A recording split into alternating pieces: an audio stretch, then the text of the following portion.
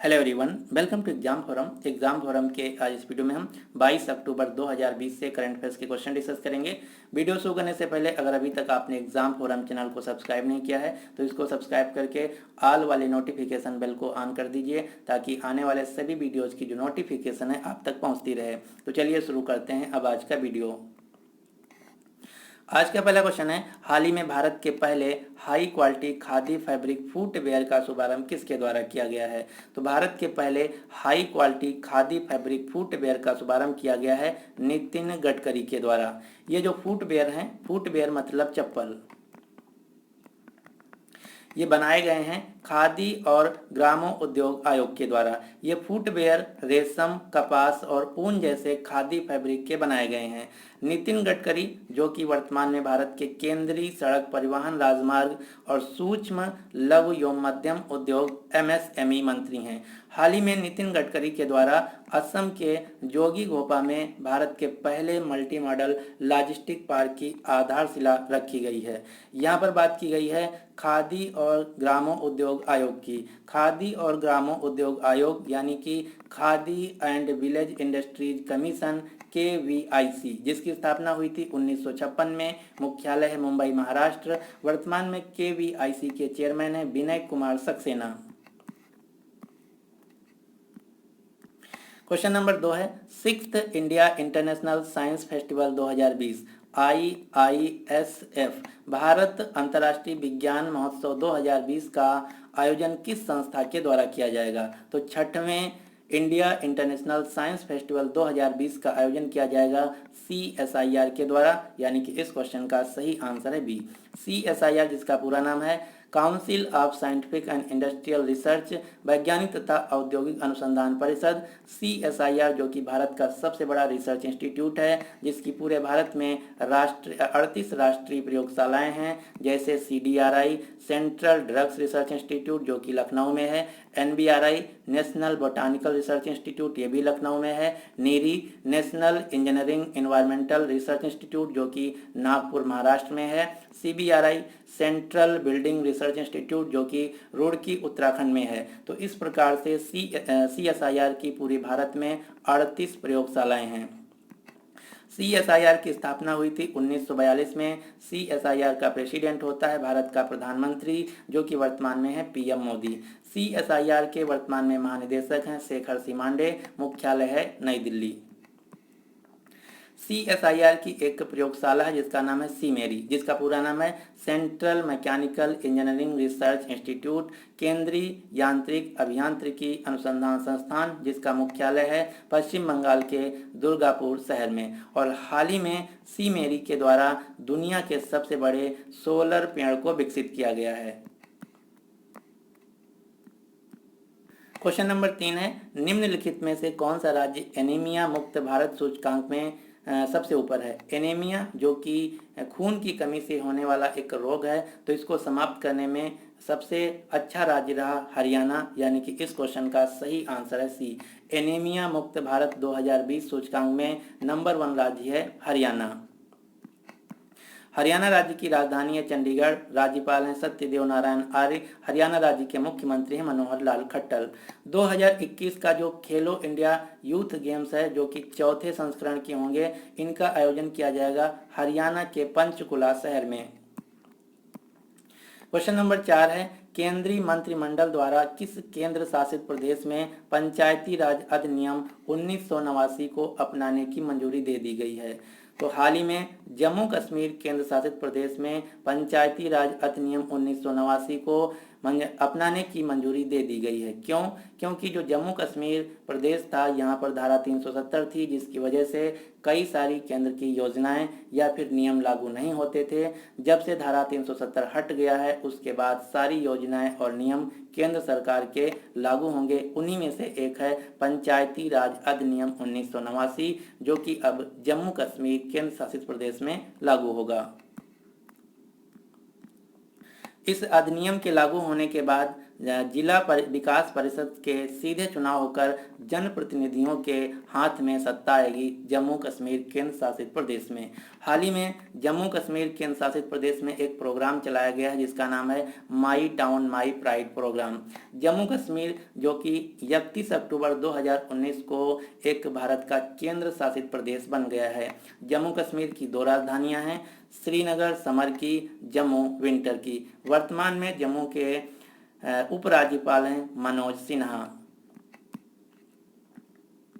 जम्मू में आपको डल झील, नागिन झील, उलर झील, मानस बल झील मिलेगी। जो उलर झील है ये भारत की सबसे बड़ी मीठे पानी की झील है।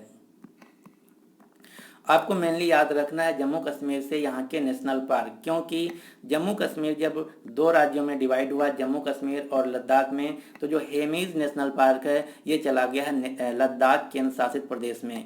जो हेमीज नेशनल पार्क है ये भारत का सबसे बड़ा राष्ट्रीय उद्यान है क्षेत्रफल के हिसाब से। अब जो बचे हुए हैं जम्मू कश्मीर में कौन कौन से बचे हुए हैं, Dachigam national park, Kazinag national park, Kishtwar national park, Salim Ali national park. 4 national park Jammu Kashmir केंद्र शासित प्रदेश में बचे हुए हैं। जो सलीम अली नेशनल पार्क है ये भारत के महान पक्षी वैज्ञानिक सलीम अली के नाम पर रखा गया है। सलीम अली जिनको भारत में बर्डमैन ऑफ इंडिया के नाम से भी जाना जाता है, और इन्हीं के नाम पर सलीम अली पक्षी अभ्यारण्य है जो कि गोवा राज्य में है। क्वेश्चन नंबर 5 है, निम्नलिखित में से किसने अपनी आत्मकथा पोर्ट्रेट्स ऑफ पावर को लॉन्च किया है। तो जो पोर्ट्रेट्स ऑफ पावर नामक पुस्तक है ये लिखी गई है एन.के. सिंह के द्वारा। एन.के. सिंह जो कि एक अर्थशास्त्री हैं, साथ ही साथ एक ब्यूरोक्रेट्स हैं। यह पुस्तक का title page portraits of power जो कि लिखी गई है एन.के. सिंह के द्वारा। एन.के. सिंह जो कि वर्तमान में 15वें वित्त आयोग के अध्यक्ष हैं, 15th फाइनेंस कमीशन के प्रेसिडेंट हैं एन.के. सिंह। इन्हीं के द्वारा एक पुस्तक लिखी गई है जिसका नाम है पोर्ट्रेट्स ऑफ पावर। अब हम देख लेते हैं रिसेंटली पब्लिश्ड अन्य पुस्तकें, जैसे कि on the trail of Buddha a journey to the east नामक पुस्तक लिखी गई है दीपांकर अरोन के द्वारा। Mister prime minister we shrank the dragon नामक पुस्तक लिखी गई है प्रदीप गोहरा के द्वारा। द बैटल ऑफ बिलोंगिंग नामक पुस्तक लिखी गई है कांग्रेस नेता शशि थरूर के द्वारा। द खालिस्तान कॉन्स्पिरेसी नामक पुस्तक लिखी गई है पूर्व रॉ ऑफिसर जीबीएस सिद्धू के द्वारा। वन अरेंज्ड मर्डर नामक पुस्तक लिखी गई है चेतन भगत के द्वारा। क्वेश्चन नंबर 6 है, हाल ही में जरीन रोशन खान का निधन हो गया है। आपको बताना है कि जरीन रोशन खान पेशे से किस पेशे से जुड़ी हुई थी। तो जरीन रोशन खान जो कि एक टीवी अभिनेत्री थी, इनका हाल ही में निधन हो गया है। आप ये जो फोटो में देख रहे हैं ये है टीवी अभिनेत्री जरीन रोशन खान जो कि कुमकुम भाग्य नामक धारावाहिक में काम करती थी। इनका हाल ही में निधन हो गया है। क्वेश्चन नंबर 7 है, नासा ने चंद्रमा पर 4G मोबाइल नेटवर्क स्थापित करने के लिए किस कंपनी को चयन किया है। तो हाल ही में अमेरिका की जो स्पेस एजेंसी है नासा, इन्होंने चंद्रमा पर 4G मोबाइल नेटवर्क सेटअप करने के लिए नोकिया कंपनी को सिलेक्ट किया है, यानी कि इस क्वेश्चन का सही आंसर है बी।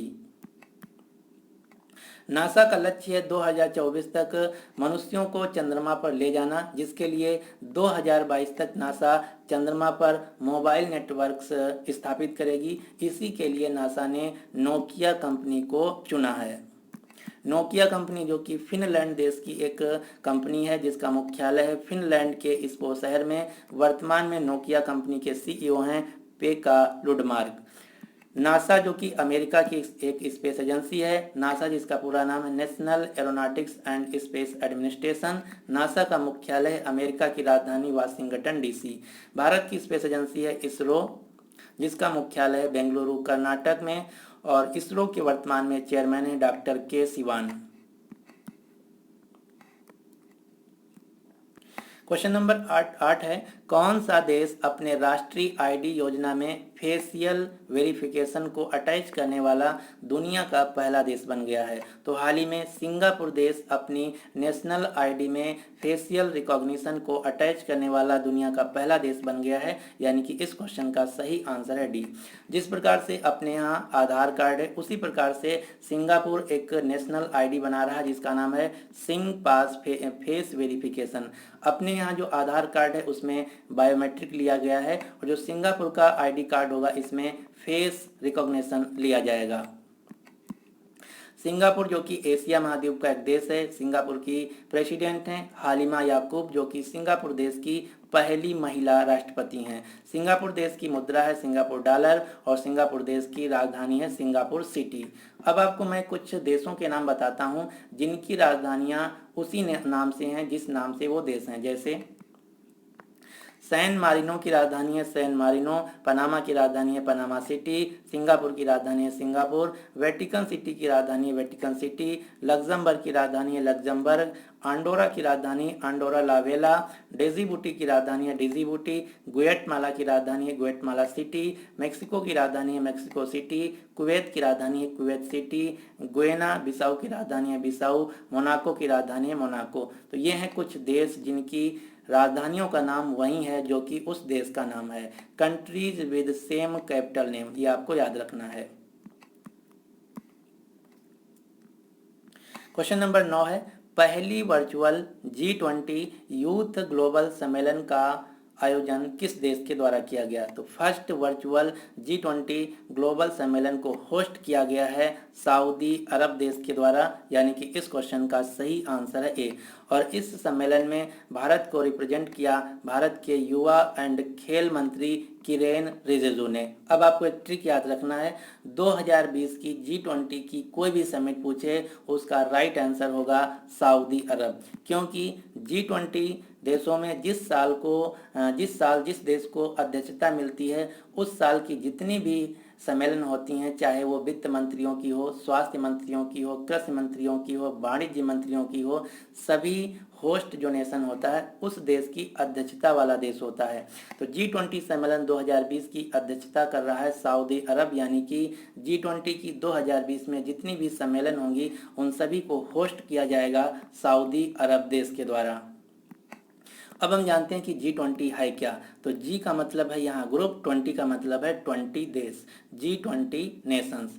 इसमें 19 देश प्लस यूरोपियन यूनियन का एक अंतर्राष्ट्रीय फोरम है। 19 देशों में कौन कौन से देश आते हैं? ये सारे देश हैं 19 देशों में, प्लस यूरोपियन यूनियन में जितने भी देश हैं, इन सभी देशों को मिला के एक फोरम बनाया गया है जिसका नाम है G20 ग्रुप ऑफ 20 नेशन, और G20 देशों का भारत भी मेंबर है।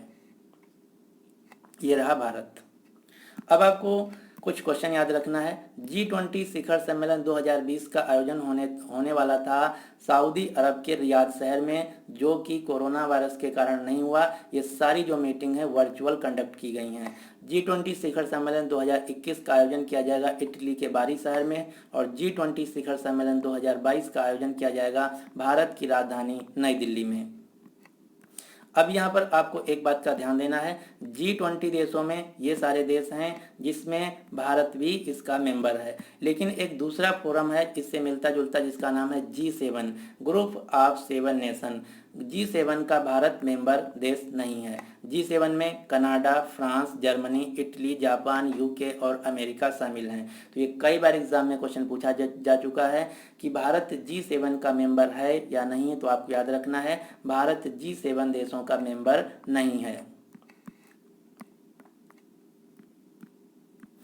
अब आपको एक लिस्ट याद रखना है, यहाँ से क्वेश्चन पूछा जाता है कि दिए गए संस्था या अंतर्राष्ट्रीय फोरम का भारत मेंबर है या नहीं है। तो यहाँ पर मैंने कुछ अंतर्राष्ट्रीय फोरम या संस्थाओं के नाम लिख रखा है जिसका भारत मेंबर है। जैसे भारत UN का मेंबर है, भारत NAM का मेंबर है, भारत सार्क का मेंबर है, भारत ब्रिक्स का मेंबर है, भारत SCO का मेंबर है, भारत G20 देशों का मेंबर है, भारत APEC का मेंबर है, भारत FATF का मेंबर है, भारत MTCR का मेंबर है, भारत कॉमनवेल्थ ऑफ नेशंस का मेंबर है, भारत वासे नार ग्रुप का मेंबर है, भारत बिमस्टिक का मेंबर है। अब आपको कुछ अन्य अंतर्राष्ट्रीय फोरम के नाम याद रखना है जिनका भारत मेंबर नहीं है। ये कौन कौन सी हैं? UNSC United nation security council का भारत मेंबर नहीं है, NSG न्यूक्लियर सप्लायर ग्रुप का भारत मेंबर नहीं है, G7 ग्रुप देशों का भारत मेंबर नहीं है, आसियान देशों का भारत मेंबर नहीं है, नाटो देशों का भारत मेंबर नहीं है। तो ये हैं कुछ अंतर्राष्ट्रीय फोरम और संस्थाएं जिनका भारत मेंबर नहीं है, और इनमें से भी सबसे ज़्यादा एग्जाम में पूछा जाता है UNSC और NSG। तो आपको याद रखना है यूएनएससी और एनएसजी का भारत मेंबर नहीं है। और ये जो लिस्ट है बहुत ही महत्वपूर्ण है। आप रेलवे के पिछले 10 साल के और एसएससी के पिछले 10 साल के एग्जाम के जो पेपर हैं उठा के देख लीजिए, करीब करीब 50 से ज़्यादा बार आपको यहाँ से क्वेश्चन मिलेंगे। और इनका आपको फुल फॉर्म भी याद रखना है, एग्जाम में इनका फुल फॉर्म भी पूछा जाता है। क्वेश्चन नंबर 10 है, हाल ही में किस आईआईटी के स्टार्टअप ने राजस्थान में डेयरी किसानों के लिए पेमेंट शुरू किया है? तो हाल ही में आईआईटी मद्रास का एक स्टार्टअप है जिसका नाम है स्टेल ऐप। स्टेल ऐप्स ने राजस्थान के डेयरी किसानों के लिए एक पेमेंट गेटवे शुरू किया है जिसका नाम है मोपे। इस पेमेंट गेटवे की सहायता से जो राजस्थान के डेयरी यानी फार्मर्स हैं उनको डायरेक्ट उनके खाता में पैसा ट्रांसफ़र हो जाएगा जितना वो दूध देंगे। यही है आईआईटी मद्रास के द्वारा किया गया स्टार्टअप का नाम, जिसका नाम है स्टार्टअप का नाम है स्टेल ऐप्स और इस पेमेंट गेटवे का नाम है मोपे, जो कि इम्प्लीमेंट किया जाएगा राजस्थान के डेयरी किसानों के लिए। तो इस क्वेश्चन का सही आंसर है सी, आईआईटी मद्रास। अब आपको आईआईटी मद्रास से 3 क्वेश्चन याद रखना है। आईआईटी मद्रास ने इस साल NIRF रैंकिंग यानी कि नेशनल इंस्टीट्यूशन रैंकिंग फ्रेमवर्क 2020 तथा अटल रैंकिंग 2020 में टॉप किया है।